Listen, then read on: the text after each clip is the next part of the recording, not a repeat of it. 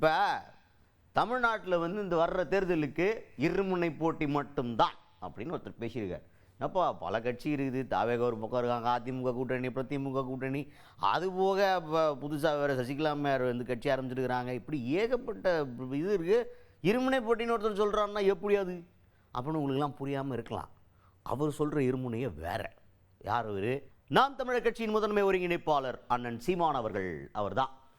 அவர் இருமுனை போட்டின்னு ஒரு கான்செப்ட் சொல்கிறார். எப்படின்னா, இப்போ ஊரில் இருக்க எல்லாரும் 2000 தர்றேன், 2500 தர்றேன், இலவசங்கள் கொடுக்குறோம் அப்படின்ற மாதிரிலாம் அறிவிக்கிறாங்களே, அவங்களெலாம் ஒரு பக்கம் எதுவுமே தரமாட்டேன்டா, உங்களுக்கு வந்து நல்ல அரசு தரப்பில் இலவச மருத்துவம், இலவச கல்வி, அந்த படிப்புக்கு ஏற்ற வேலை வாய்ப்பு, இதெல்லாம் நான் தருவேன் அப்படின்னு சொல்லிட்டுருக்க அன்னே ஒரு பக்கம். அப்போ பார்த்துக்க, இருமுனை போட்டி தான் அப்படின்னு இவர் ஒரு விஷயம் சொல்கிறாரு. அப்போ இது வந்து எப்படி இருக்கும் அப்படின்னு பார்த்தீங்கன்னா, இது பல வருஷங்களாக சொல்லிக்கிட்டு இருக்கார் அண்ணன்.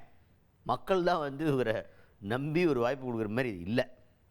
ஆட்டா போங்க தம்பி, நீங்கள் நல்லா பேசுகிறீங்க, ஆனால் பேசுகிறது மட்டும்தான், அது வரைக்கும் கேட்கலாம், வேணும்னா அவங்கள நின்று பேச சொல்லிவிட்டு அழகாக பேசுகிறத கேட்டுக்கிட்டு இருப்போம், ஆனால் ஓட்டெல்லாம் நாங்கள் போட மாட்டோம் அப்படின்ற மாதிரி மக்கள் வந்து இவங்களுக்கு வாய்ப்பு கொடுக்குறதுக்கு ரொம்ப யோசிச்சுட்ருக்காங்க. பல வருஷங்களாக இவர் தனியாக தான் போட்டிகிட்ருக்காரு.